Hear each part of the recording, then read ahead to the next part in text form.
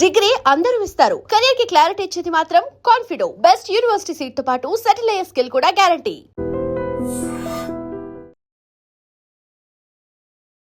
నమస్తే రమ్మగారు. నమస్తే జయ. ఏదైనా కొత్త సిరీస్ స్టార్ట్ చేద్దాం రమ్మగారు. ఏం చేద్దాం. చెప్తారు? కథలో కథ కథలో కథ కథలో కథ కథలో కథ బోల్డ్ కథలు. ఓ ఒకదానికి ఒకటి ఇంటర్లింకా? మనకి అలాంటివి ఉన్నాయి కదా, కాశీమాయ మజిలీలు, మహామాయ మజిలీలు, అలాంటి కథలు చాలా ఉన్నాయి. అవును. తర్వాత ఏమో కథ సరిత్సాగరం కథలు, ఒక దాంట్లో నుంచి ఒకటి వస్తాయి. అవును. అట్లాగే రాజవాహనుడి కథ చెప్తాం. రాజవాహనుడు నువ్వు ఎప్పుడు వినలేదు కదా? వినలేదు రమ్మగారు. సరికొత్త కథ, ఓకే. బాగుంటుంది. పూర్వం అట ఈ గోదావరి నదీ తీర ప్రాంతం, అది ఈ భద్రాచలము, రామాచలము, ఘటికాచలము, అలా ఓల్డ్ అని అచలాలు వరుసగా ఉండి గోదావరి నది పరివాహక ప్రాంతంలో అన్ని దట్టమైన అడవులు. ఈ అడవుల్లో ఒక కిరాత రాజు ఉండేవాడు, దుందుభి ఆయన పేరు. ఈ దుందుభికి పుళిందిని అని ఒక భార్య, కుమారుడు కుమార్తె ఉన్నారు. బాగా వెరైటీగా ఉన్నాయి రమ్మగారు. ఆ. దుందుబి పేర్లు చూడు ఎంత బాగున్నాయి. పుళిందిని. పుళిందిని ఆవిడ పేరు. ఈ కుమారుడు పేరు రాజవాహనుడు. పోనీలే, బాగుంది కదా, వాడికి మంచి మంచి పేరు పెట్టారు. కూతురు పేరు శ్రమణి. శ్రమణి అనే కూతురు, రాజవాహనుడు అనేటువంటి కుమారుడు ఉన్నారు. ఆ పిల్లవాడు చాలా అందమైన వాడు, పిల్ల కూడా చాలా అందంగా ఉంటుంది. ఈ కిరాతరాజుకి వీళ్ళిద్దరూ సంతానం. ఈయన ఈ దుందుభి పద్ధతి ఏంటంటే, ఆ ప్రాంతం అంతా కూడా విశేషంగా అందమైన పిచ్చుకలు, పెట్టలు, తర్వాత చక్కటి జంతువులు, ప్రత్యేకమైన మిగిలిన దేశం అంతా కనపడనివి కనిపించేవి. దాంతోపాటు ఆయన రకరకాల ఉచ్చులు పన్ని అన్ని ప్రాంతాల అడవుల నుంచి రకరకాల పక్షుల్ని, జంతువుల్ని తెప్పించేవాడు. పెద్ద పెద్ద శాలలు నిర్మించి వాటిలలో ఈ జంతువుల్ని, పక్షుల్ని విడివిడిగా పెట్టి వాటిని కొంచెం పోషించి పై దేశాలకి అమ్మకం చేసేవాళ్ళు. అందరికీ కూడా ఈ జంతువులు వాళ్ళ కావాలి. తర్వాత ఏమో పిట్టలు అంతఃపురాల్లో ఉండడానికి, స్త్రీలకి, చిన్నపిల్లలకి తోడుగా ఉండడానికి. మనం ఇప్పుడు కుక్కలు పెంచుకోవటంలే, అట్లా అందరికీ ఇళ్లలో ఇలా జంతువులు ఉండేవి. లేళ్లని పెంచేవాళ్ళు, కోడిని పెంచేటట్టుగానే రకరకాల పక్షులకి ప్రత్యేక శాలలు నిర్మించి కూడా ఉంచుకునేవాళ్ళు. జనాలు షౌకీన్గా ఉండేవాళ్ళు అప్పుడు. అవునవును. ఈయన రకరకాల దేశాలకి వీటిని పంపించి అమ్మకం ద్వారా విపరీతంగా సంపాదన వచ్చేది వాళ్ళకి. ఈ పిట్టని వీళ్ళు అడవులోంచి పట్టుకొస్తారు. అదేలే. డబ్బు ఖర్చు ఏముంది? పై దేశం నుంచి 100-150 రూపాయలు వస్తే అది ఎంత పెద్ద డబ్బు కదా. అట్లా ఎంతో సంపాదించారు. కుమార్తెకు ఒక ప్రత్యేక భవనం, కుమారుడికి ఒక ప్రత్యేక భవనం, ఇలా ఉండేవి. ఈ పిల్లలిద్దరూ చాలా బుద్ధిమంతులు. రాజవాహనుడు 2-3 ఏళ్ళు పెద్దవాడు, కానీ వీళ్ళిద్దరూ చూస్తే కవల పిల్లల్లాగా కనపడేవారు. ఒకటే రకమైన రూపం. ఆ పిల్ల ఆడపిల్ల, ఇతను మగపిల్లవాడు.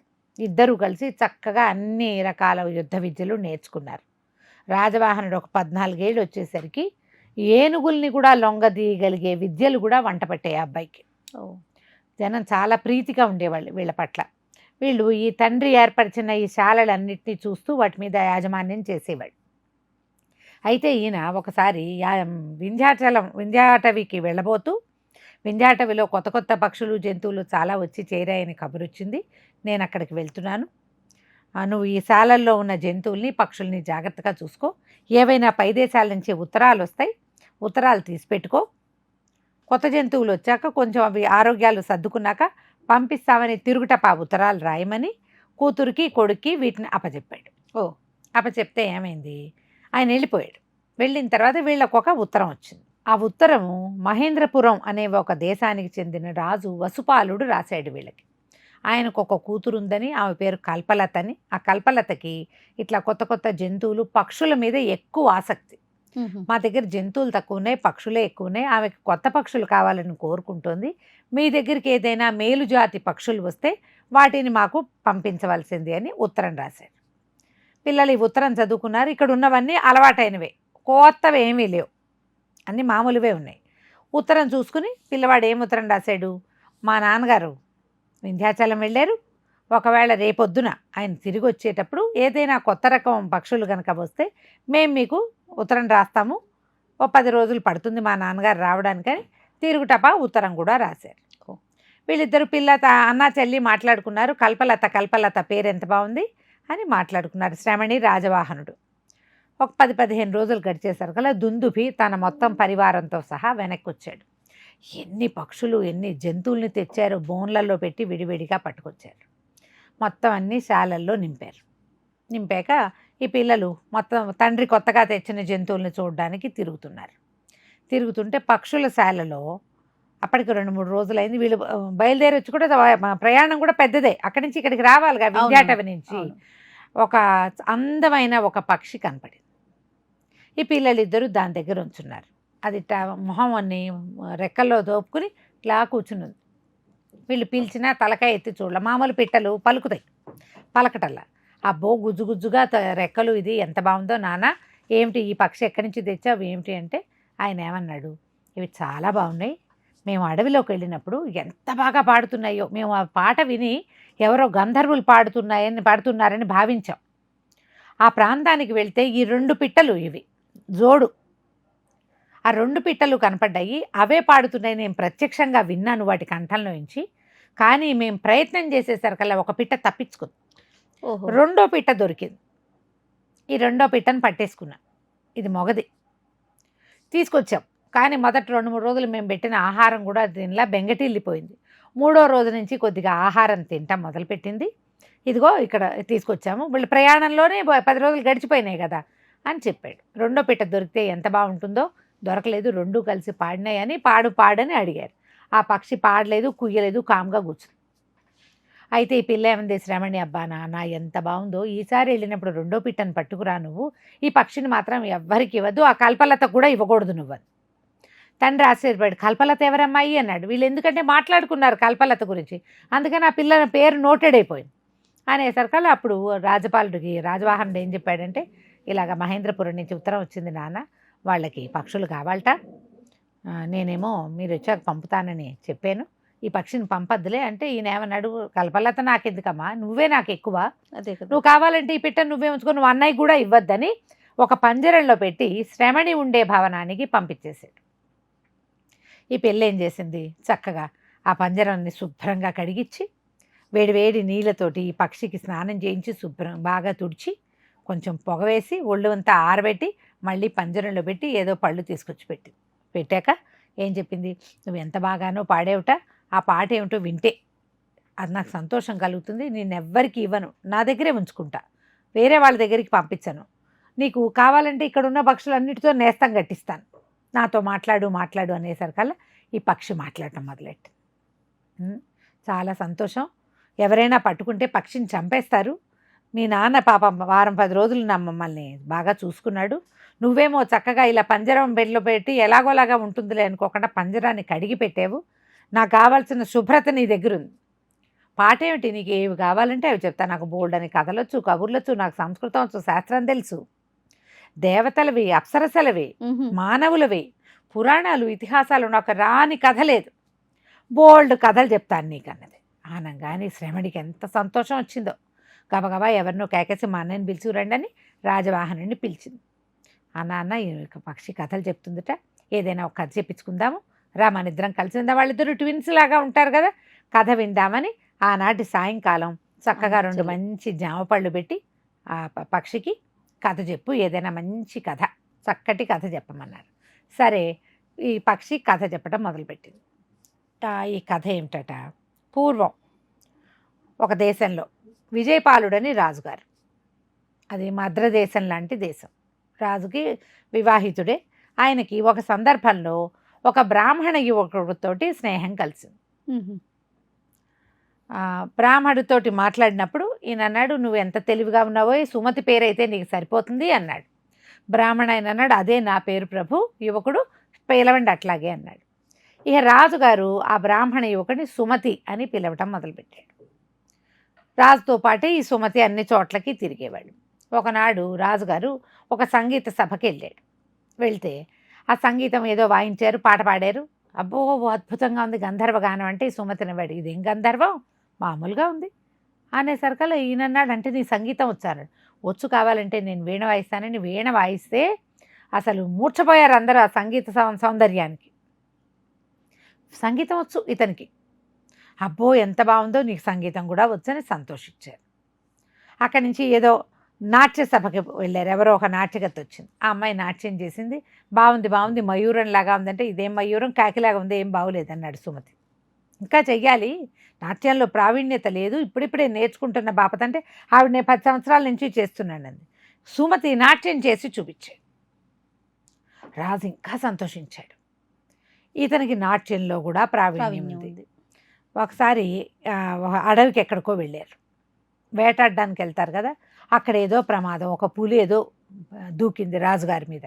ఈ సుమతి ఆ రాజును రక్షించాడు, వేటాడి అతనికి శౌర్యం కూడా ఉంది. ఇక సకల కళా వల్లభుడుగా ఉన్నాడు. ఎంత బాగుందో. ఒకనాడు ఉదయం రాజుగారు భోజనం చేయటానికి కూర్చుంటూ సుమతిని కేకేసుకురండి అని పిలిచారు. అప్పుడు ఏమైందట, మన చేపలది ఒక ప్రత్యేకమైన కూర వండారు. ఈయన బ్రాహ్మణ ఆయన కదా, లెక్క ప్రకారం మాంసాహారానికి దగ్గరగా వెళ్ళకూడదు. కానీ ఆయనకు అలాంటి అభ్యంతరాలు ఉన్నట్టు కనపడేవి కాదు.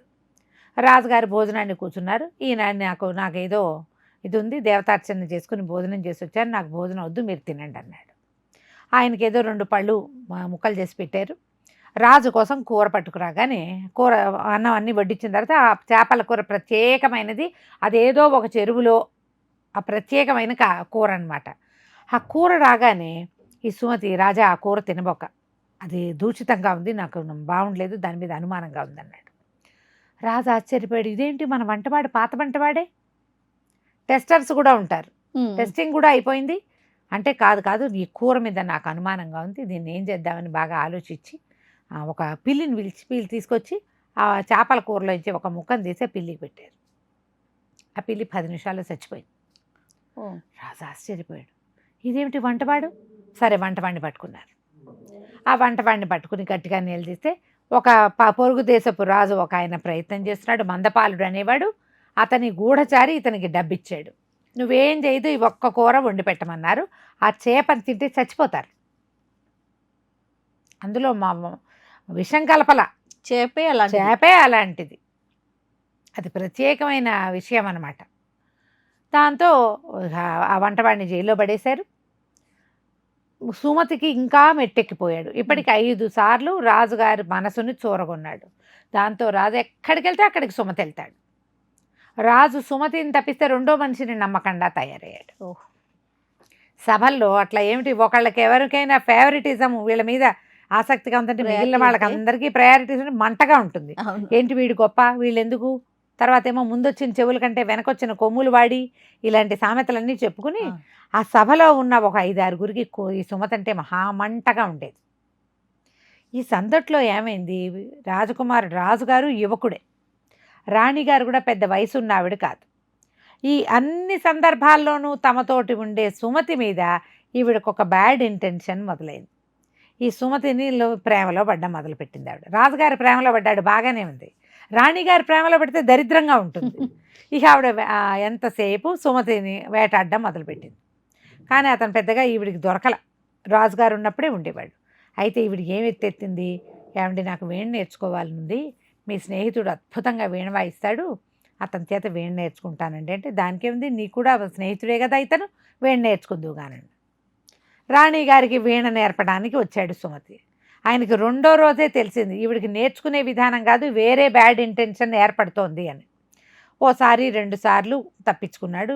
ఇది సరైన పద్ధతి కాదు, ఈయన నా స్నేహితుడు, పైగా నాకు అన్నదాత భార్య తల్లి అవుతుంది, నువ్వు తల్లివి, స్నేహితుడి భార్య సోదరితో సమానం, నువ్వు నాకు తల్లివి సోదరివి, అది కాకుండా ఈ దేశాన్ని నేలి మహారాణివి, అందరికీ తల్లివే నువ్వు, నీ భర్తకి తప్ప, కాబట్టి ఈ ప్రవర్తన మంచిది కాదని ఎంత చెప్పినా ఆవిడ వినలేదు. ఇక ఇతను తప్పించుకోవడానికి ఆవిడకి దొరకకుండా ఉండేవాడు, వేరే ఎవరినైనా చెలికత్తలు లేకుండా ఉండేవాడు కాదు, జాగ్రత్త పడ్డాడు. అయినా సరే ఆవిడ వేటాడడం మానలేదు. ఒకనాటి సాయంకాలం చీకటి పడ్డాక ఈయన్ని పిలిచింది, ఏదో మాట్లాడాలి రమ్మని. వెళ్ళాక అంతఃపురం అంతా ఖాళీగా ఉంది, ఆవిడ ఒక్కతే ఉంది. నేను అందరినీ పంపించేశాను, ఎవరికైనా తెలుస్తుందని భయపడుతున్నావేమో, నువ్వు నాతో స్పెండ్ చేయమని అతన్ని బలవంత పెట్టింది. అతను చాలా గట్టిగా కేకలేసాడు రాణిని, నీకు ఎంత మృదువుగా చెప్పినా అర్థం కావట్లేదమ్మా, నీకు ఇలాంటిది ఉంది, నువ్వు నాకు కనపడుతుంటే నేను వెళ్ళిపోతా ఇక్కడి నుంచి, అతను నన్ను వదలడు, నువ్వు ఈ ప్రవర్తనతో ఉన్నావు, నేను క్యారెక్టర్ అసాసినేషన్, ఇది దీనిని నా వ్యక్తిత్వాన్ని చంపుకోవాలి, అసలు నాకు ఇలాంటి ధోరణి లేదు, ఈ పద్ధతి నచ్చదు నాకు అని చాలా గట్టిగా కేకలేసి ఆమె ఇలా మీదపడి కౌగలించుకుపోయేసరికల్లా తోసేస్తాడు. ఆవిడ ఎంత విసురున ఎగిరి దూరంగా పడిపోతుంది. అతనే మహాబలశాలిగా ఉంటాడు, అప్పటిదాకా ఇతన్ని బలాన్ని చూపించల. ఇప్పటిదాకా ఒక పులిని వేటాడినప్పుడు అప్పుడే అతను అందంగా కనపడుతున్నాడు, కానీ చాలా బలవంతుడు అతను.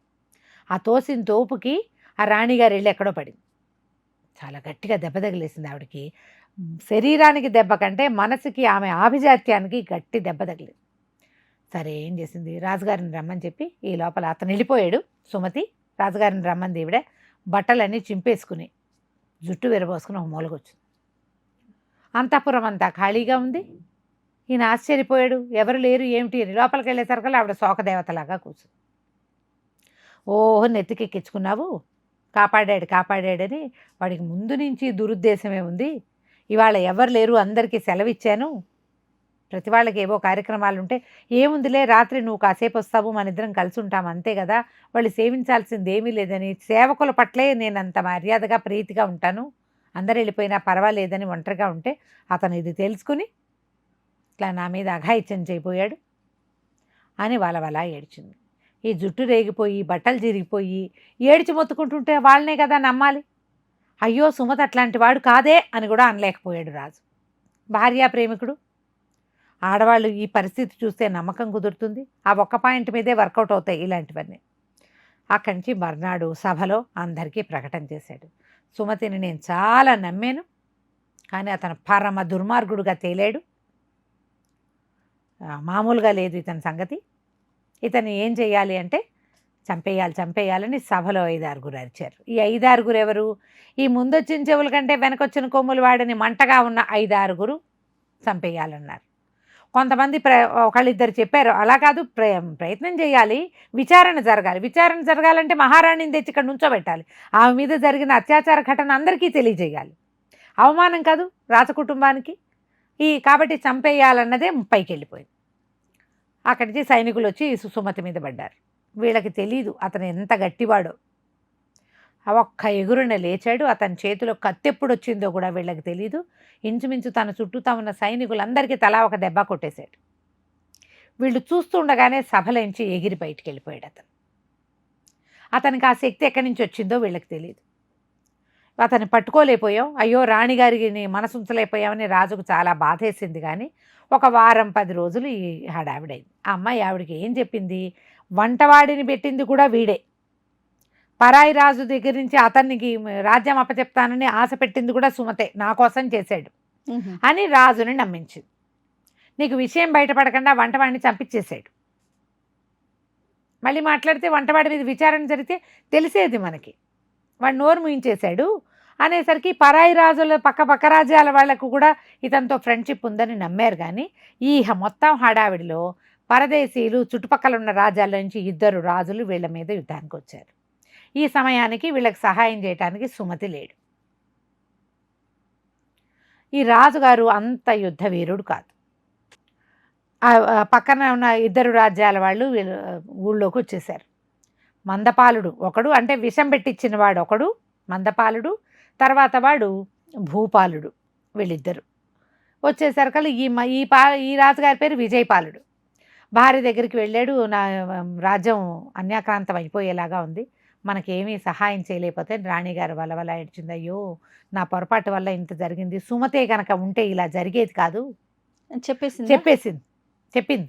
నేనే అతని పట్ల ఆసక్తి కలిగి ఉన్నాను, అతను నాతో దుష్ప్రవర్తనకు ఒప్పుకోలేదు, పగతోటి నేను అతన్ని పంపించేశాను, ఇప్పుడు మనకి రాజ్యం చేజారిపోయే పరిస్థితి వచ్చింది. సుమతి ఒక్కడుండుంటే అసలు ఈ పరిస్థితే వచ్చేది కాదు, అతనే ఏదో సాధించేవాడు. ఎందుకంటే ఇంతకుముందు ఇలాంటిది జరిగినప్పుడు ఈ సుమతి ఏం చేశాడు, ఒక యక్షుడి వేషంతో వెళ్ళి 2వ రాజు ఆ భూపాలుడి దగ్గరికి వెళ్ళి, ఇది విజయపాలుడు చాలా గొప్ప రాజు, ఇతని దగ్గరికి రావద్దు నువ్వని విష్ణుదేవుడి దూతగా వెళ్ళి వాళ్ళని ఒప్పించాడు. ఆ పని కూడా చేశాడు. ఇప్పుడు ఎవరు చేస్తారు మనకి, అసలు వాడే లేడు. దాంతో వలవల ఏడిస్తే రాజు భరించలేకపోయాడు.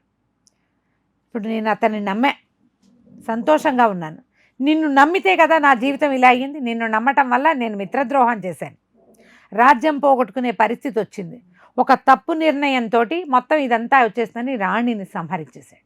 అయితే ఏమైంది, ఈ లోపలికి చొచ్చుకొచ్చేసిన సేనలతోటి వచ్చినటువంటి మందపాలుడు భూపాలుడు విజయపాలుడిని సంహరించి ఆ రాజ్యాన్ని హడపాయించేశారు.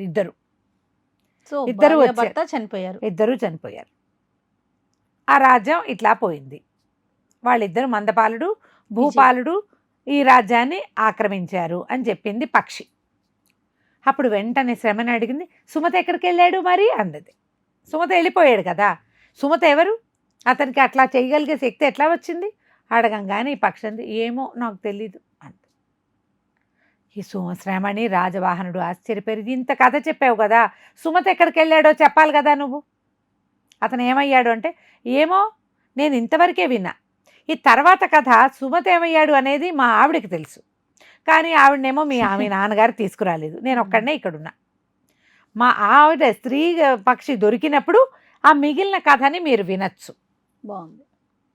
అంటే వీళ్ళిద్దరూ బిక్కమొహాలు వేసుకున్నారు. ఆ పక్షి కావాలి మనకి. వెంటనే శ్రమణి పరిగెత్తుకుంటూ వాళ్ళ నాన్న దగ్గరికి వెళ్ళింది. నాన్న రెండో జంట పక్షి ఉంది కదా, ఆ పక్షిని తేవాలి నాన్న అని. ఎందుకమ్మా ఇప్పుడు అది ఎందుకు, దీంతో ఆడుకో అన్నాడు. కాదు నాన్న, ఈ పక్షికి సగం కథ తెలుసు, రెండో మిగిలిన సగం తెలిసిన పక్షి వింధ్యాటవిలో ఎక్కడో తిరుగుతోంది, నువ్వు ఎవరో ఒకళ్ళకి చెప్పు, ఆ రెండో పక్షిని పట్టించు. సరే పట్టిస్తానన్నాడు. ఇప్పుడు రెండో పక్షి దొరికిందా? ఈ కథ రెండో భాగం వీళ్ళు మళ్ళీ విన్నారా? తర్వాత ఏం జరిగిందో మనం తర్వాయి భాగంలో చూద్దాం. తప్పకుండా రమ్మగారు, చాలా ఇంట్రెస్టింగ్ ఉందండి. నమస్తే. నమస్తే చే. And for more videos, please subscribe to iDream. Please subscribe to iDream. Please subscribe iDream. And please subscribe to iDream. For more videos, subscribe to iDream. please like, share and subscribe to the channel. Congratulations, iDream. subscribe to iDream. Subscribe to iDream. So subscribe to iDream Media. iDream ki iDream team andarki huge congratulations. Please subscribe iDream Media. Please subscribe to iDream. Subscribe iDream. Please subscribe to iDream. iDream అంటే నా కళల ఛానల్ను subscribe చేసుకున్న నోరు తిరుగుతలేదు, మీరైతే గంట గుర్తు కొట్టండి. For more such videos, please subscribe to iDream. Subscribe to iDream. Please subscribe to iDream. Please subscribe iDream Media. Please do subscribe to iDream. Please subscribe to iDream Media. For best entertainment and information, please subscribe iDream. And don't forget to subscribe to iDream.